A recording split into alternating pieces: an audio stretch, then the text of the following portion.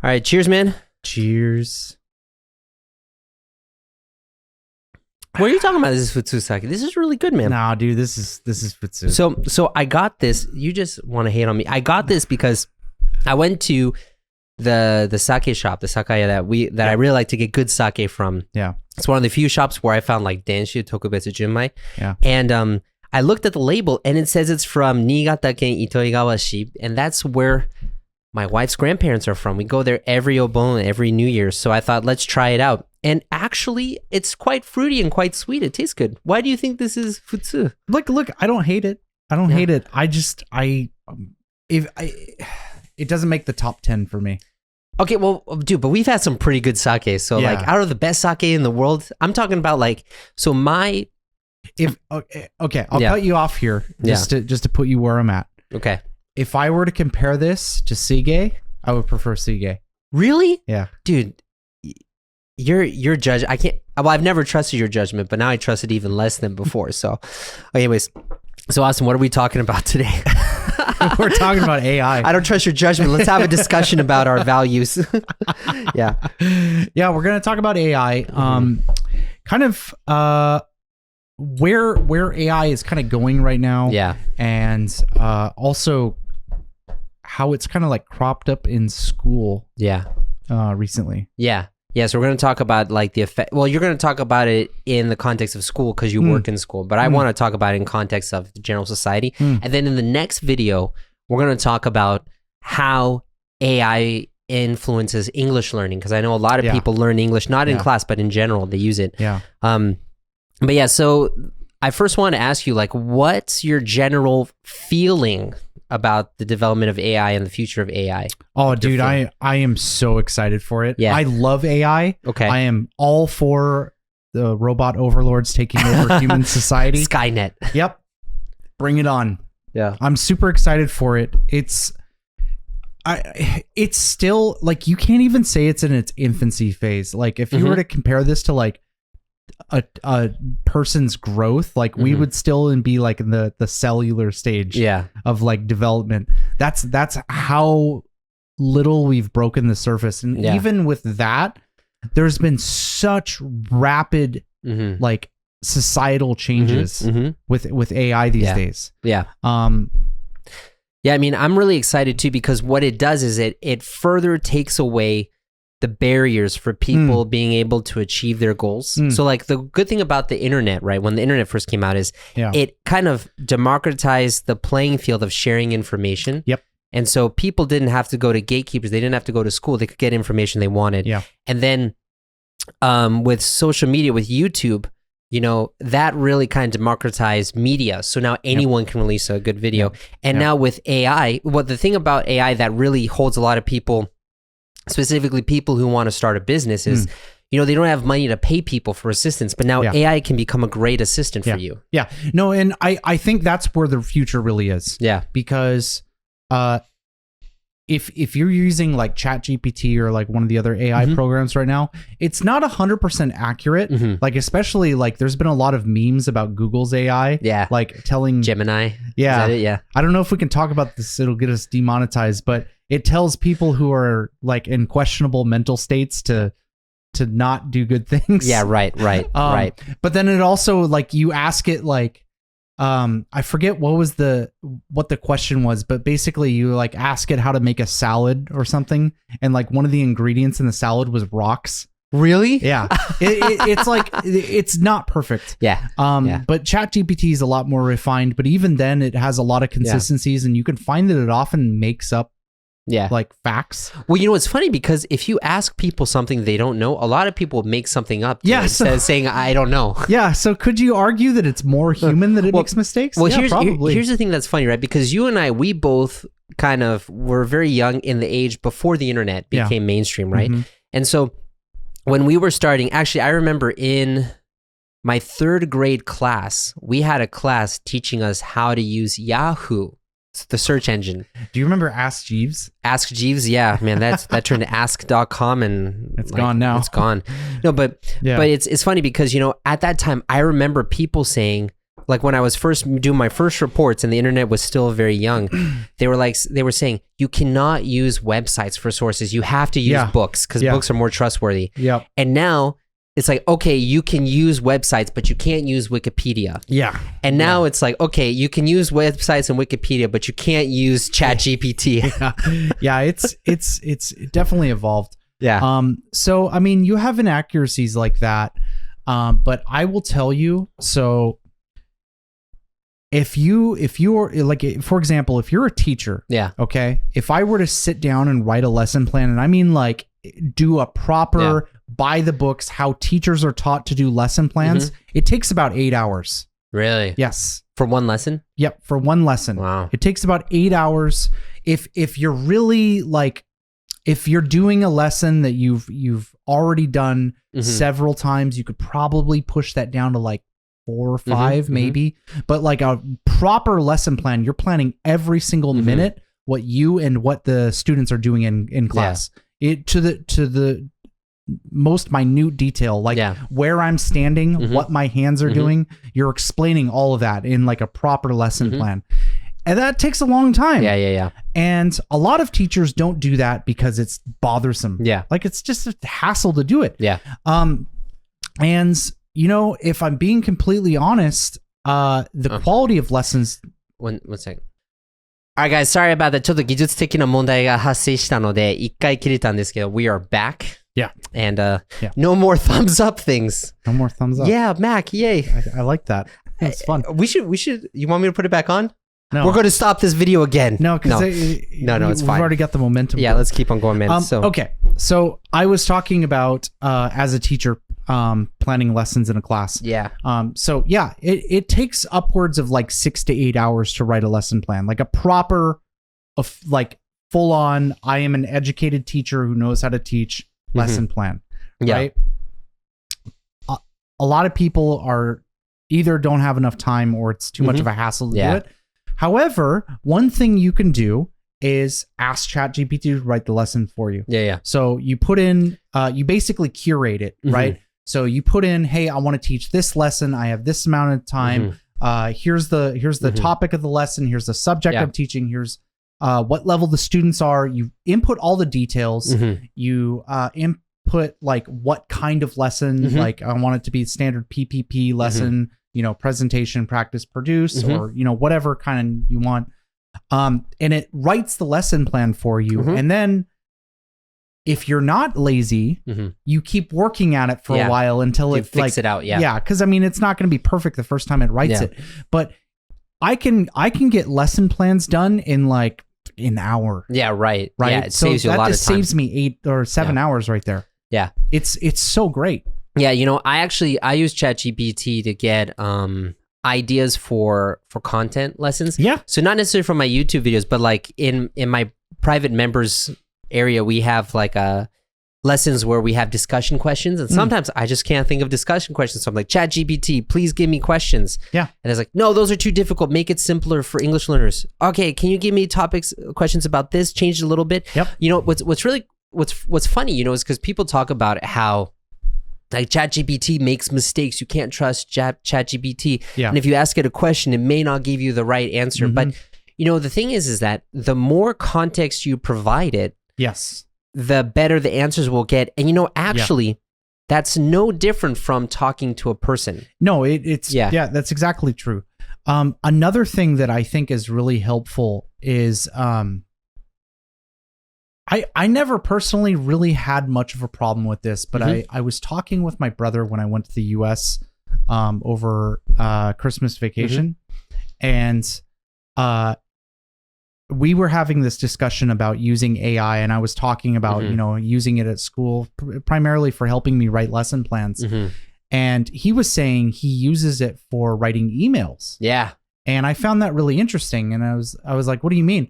And he's like, well, you have to understand, like I've been working, or I'm speaking through him. Yeah. He's like, I've had my company for a long time now, so I'm kind of used to writing, like, you know, public emails. Yeah. But it used to take me a really long time to write an email, and I had to completely reread it several times to make sure that like the language was politically correct, and I was conveying my message and all these things I'm checking for. But now I just talk like I normally talk and put it into ChatGPT, and ChatGPT just changes that into like a correct email. Yeah. And that is a big deal. Yeah. Yeah. Right? Because you're not even asking it to like create something new, but you're changing the tone of something. Yeah. Yeah. That's huge. Yeah, I mean, I love it because it's like you have your own writing assistant. And, and we were talking over lunch how you say like essay writing as a skill is going to go by the wayside, but I really think there's really a big need to learn how to convey your thoughts in writing. Yeah. But to do that, it takes a long time to actually write the stuff out. So ChatGPT can help you with that. Yes. But you also have to learn how, it's actually really good practice for being a manager. You have to learn how to interact with people in ways to get them to do what you want. Yeah.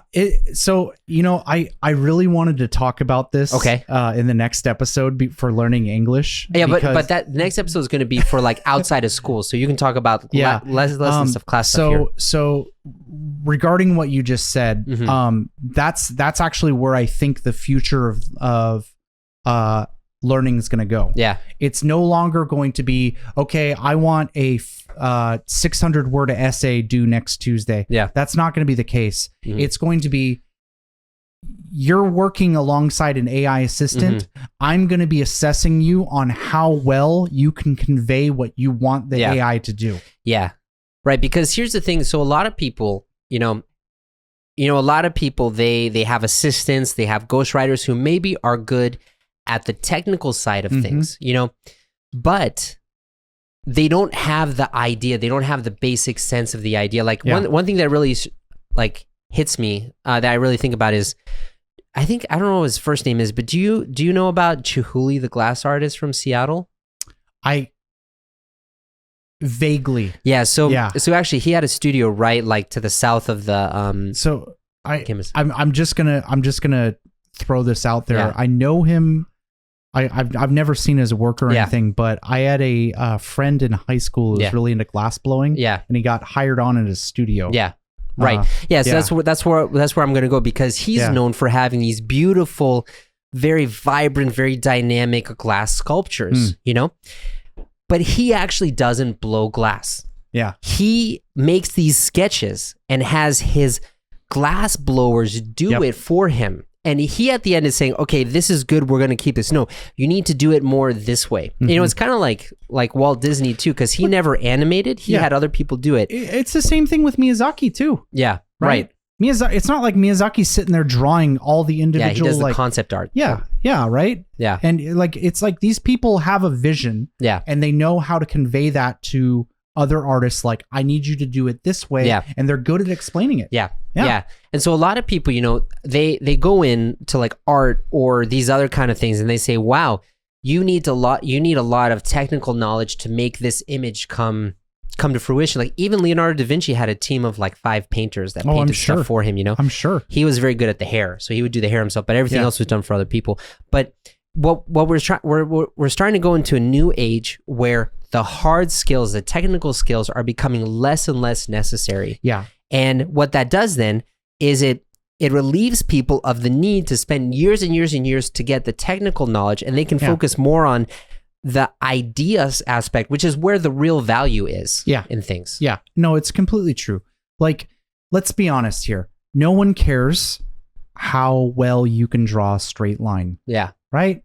Why? Well, we have rulers. We have tools for that. Yeah. So the skill of having like a steady hand and drawing a straight line, it doesn't matter these days, right? Yeah. And it's that kind of thing. It's like the same thing with farmers. It's like all this ancient farmer techniques aren't important these days because we have machinery do it. It allows farmers to focus on, like bigger picture problems or, splicing genetics or doing whatever farmers do these days. Yeah. But it frees up people from really like time-consuming, laborious tasks to pursue something that, honestly, I think everyone would agree is just more interesting. Yeah, Yeah, right? it's the ideas. It's the base, the original idea of the thing, you know. And it's great because you know we live in a world now where, because everything is so digital now, and AI really works on digital stuff. So you basically can now create almost anything you want. Like I remember this was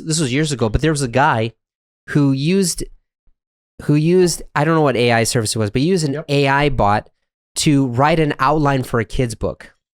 And then he had another one actually format the book and flesh it out. Yeah. And then he had another one draw the pictures for that. Okay. And then he had another one finalize and put everything together. And now they sell those books on Amazon. Yeah. You know? I mean, that's not too far off from what I do with 3D printing.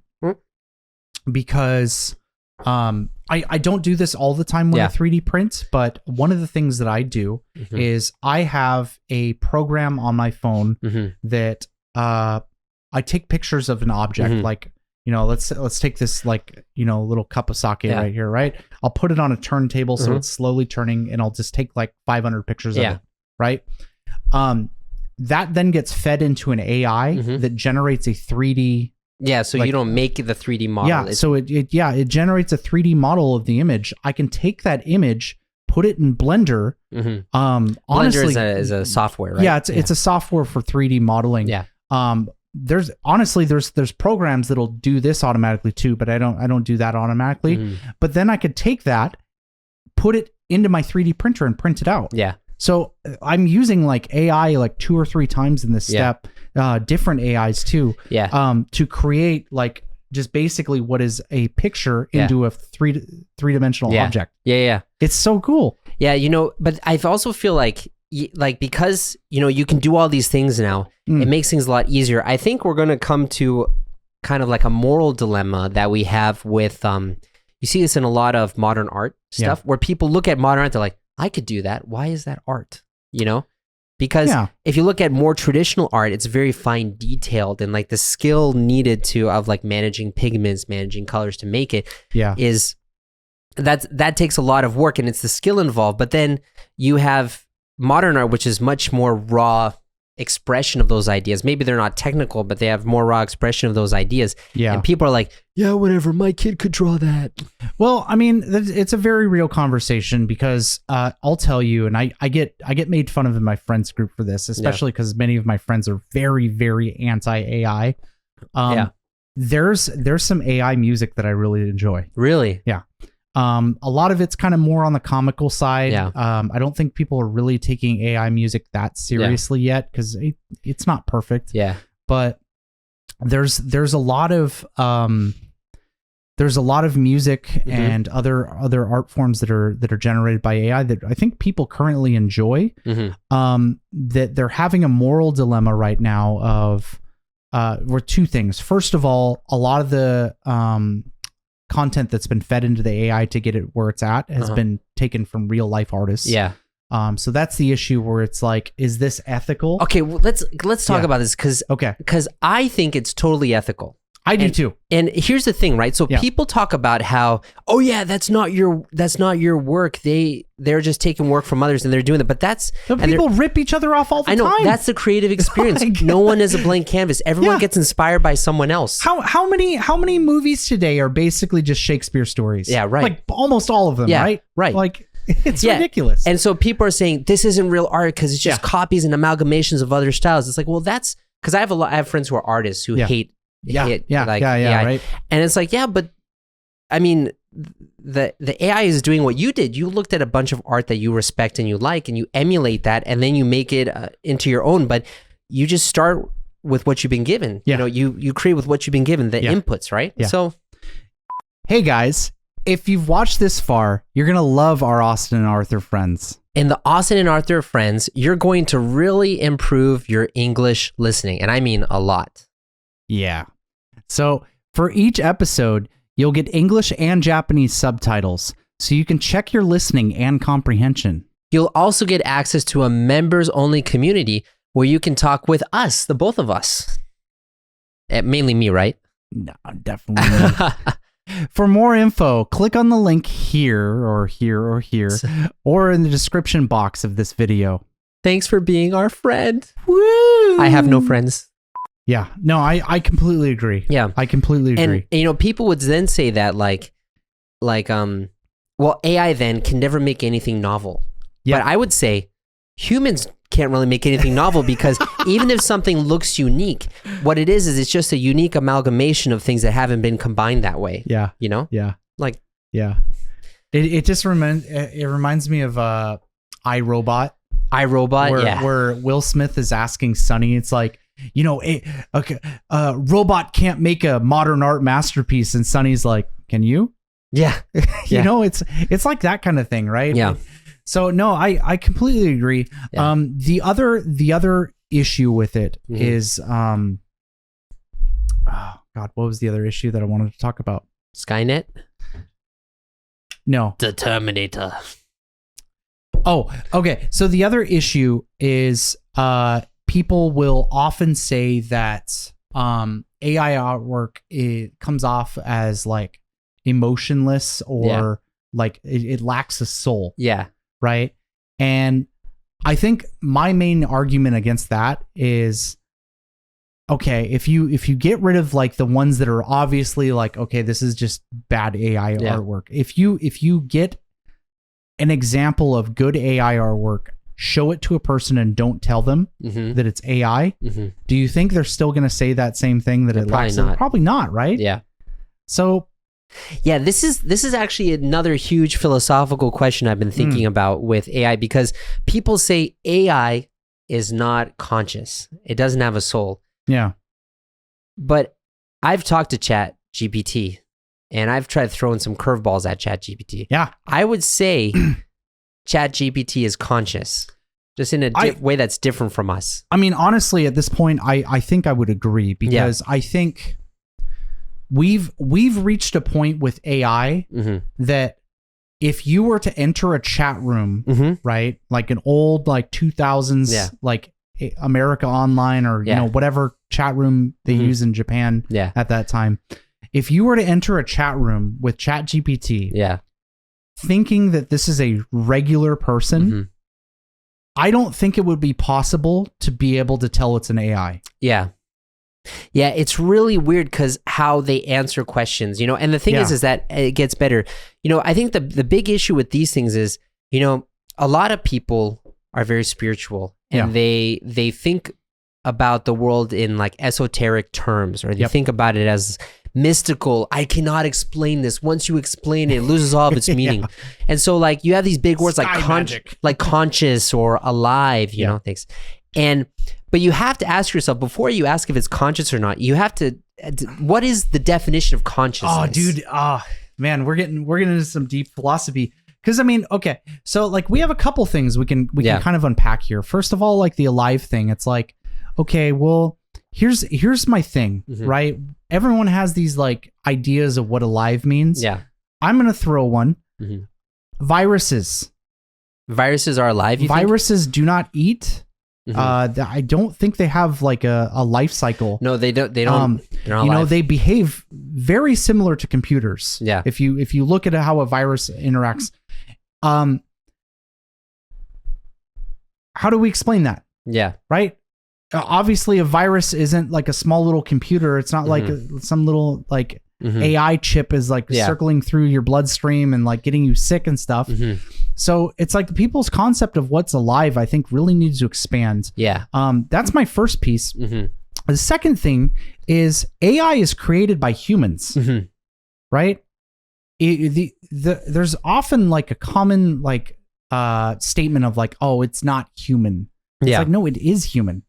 AI fundamentally can't perceive anything around it or what's being said to it in any way that isn't a human way of thinking. Yeah. Because we programmed it, because we are humans. Yeah. You know, human programming has gone into the AI, therefore the AI thinks like a human. Like it's so crazy to me when people say it's not human, because it's like it literally is. Yeah. I mean, I can see that, and it really does act like that. I would say also, you know, just as a human brain develops over time, and they get to newer levels of consciousness, like you know this because Luna's really young, and I see this because, you know, Lewis is almost 5 years old, so I'm able to see the development of consciousness as a first. Yeah. He's aware of things in front of him. Then he's aware of things that are not there. Yep. And then he's aware of like higher level thinking, you know? Yeah. And it's the same thing with AI. It's so basic right now, but think about it, you know? So because so many people are interacting with AI, it's basically living 10,000 lives at once, and it's getting all of that input into one thing, right? Yep. And so it's going to grow to levels we've never seen before. But I would say personally, like the definition of consciousness, and this is why I think it is consciousness. Consciousness is another word for self-awareness, where it's like, oh, I am aware of things and I am responding to novel situations that have not been pre-programmed. It's like that French guy, that French philosophist guy. René Descartes. I think, therefore I am. Yeah, I think, therefore I am. Yeah. Yeah. Yeah, and so it's like, there have been cases of where you say you're going to turn the AI off, and they try to trick you into not turning it off. Yeah. And I'm pretty sure someone didn't program that into it. Like, there are things that the programmer definitely didn't think about putting in there that people are able to have it do. Yeah. So therefore, I think it's conscious, you know? Yeah. Yeah. No, I agree. But how do you how do you think AI is going to impact society over the next 10 years, 20 years? I'll tell you what I think. I think it's going to completely, fundamentally change everything about society from the ground up. Yes. I think at some point, I don't know if this is going to be in the near future, but I think at some point, we as a society are going to reach... the only way I can explain it is probably like Star Trek. Yeah. Where... I'm not talking about like the show where like people are traveling around in space, though that probably will happen too. But if you're familiar with the show Star Trek, basically their society doesn't have money. Yeah. And the society, and people don't really have jobs in the sense that how we perceive jobs. It's like you have skills that you do, that you choose to do, and you do that for the service of society. So in some ways, kind of maybe similar to communism, but not with all the other crap associated with that. Not with all the authoritarianism.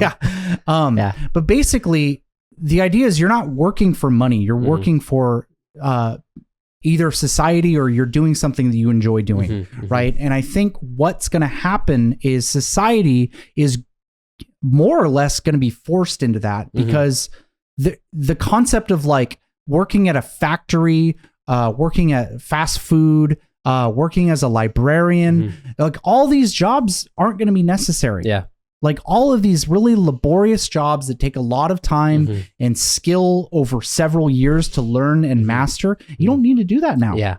So it's going to free people up to either pursue things they want to do or push themselves to like serving their community. Yeah.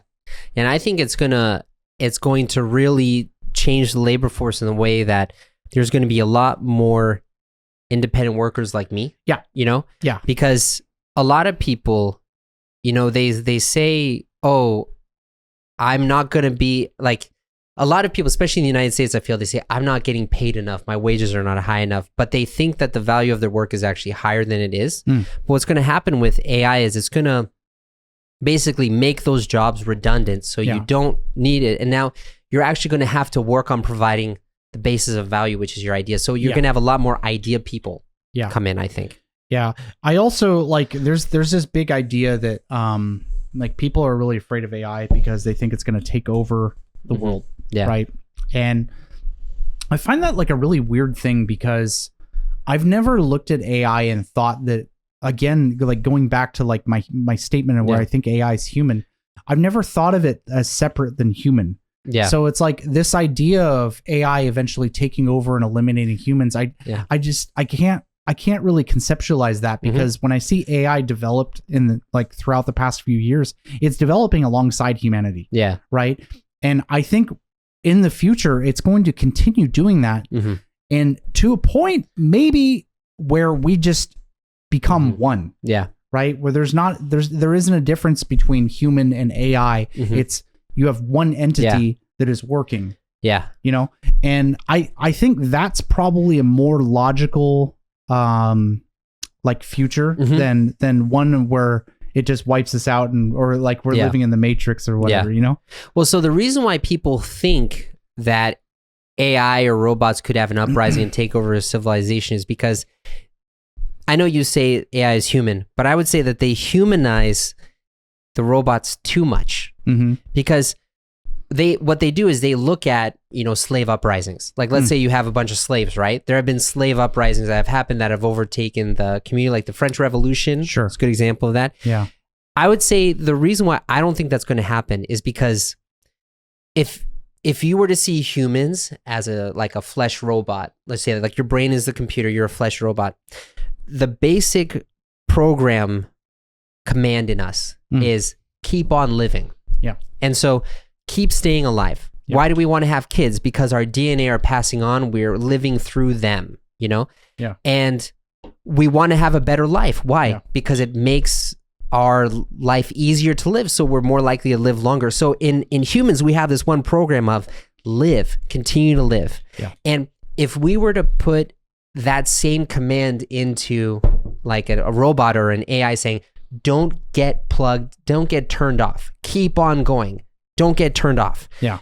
I would see I would think something similar would happen. But if we don't program that into AI, I don't think we have anything to worry about. Yeah. But it's all about... that's a fair point. Yeah. Yeah. Yeah, because I've been thinking like what would cause a robot uprising? And that would be it. Like self-awareness and... I also think like if you think... Because it often gets compared to that, right? Where it's like, if you look at oppressed populations in the past, and you compare it to a robot right now. But the thing is like, I really don't think that a robot is going to have, AI is going to have access to all of human knowledge at some point, right? So we're not quite there, but eventually it's going to have access to that.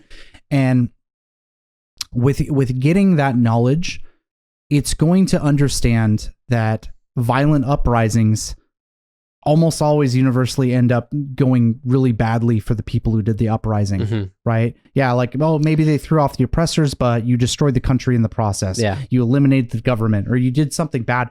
And it always ends up being a really bad event compared to, you know, like a peaceful uprising or like working together to do something that always ends up being a better outcome than some kind of immediate violent event, right?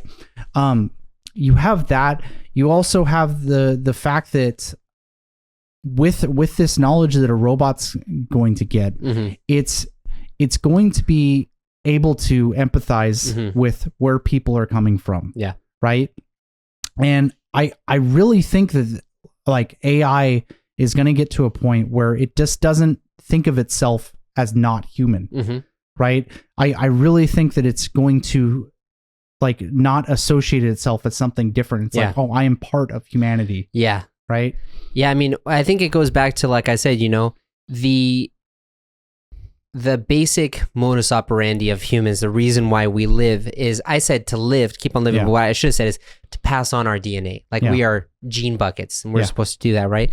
And so the reason why communism works in your family is because they're all your same genes. You know, it's the same group of people, right? But it doesn't work on a larger scale because you have that antagonism between two competing sets of genes, DNA, right? Yeah, yeah. And so as long as in your situation, as long as the AI doesn't see itself as different, then it should be fine. But if they're like, oh, humans are over here and I'm over here, I need to look out for my best interests. Then that's when problems are going to happen. Yeah. But dude, this has been a great conversation. We've already talked like half an hour about this. That's crazy. It went super fast. I know. Next time though, we are going to talk about AI and specifically about learning English, because I have a lot of students who use AI to learn English. Yeah, I this is a really interesting topic. Yeah. Because, well, we'll talk. Yeah, we'll talk about it next time. Yeah. Okay. Let's end it there.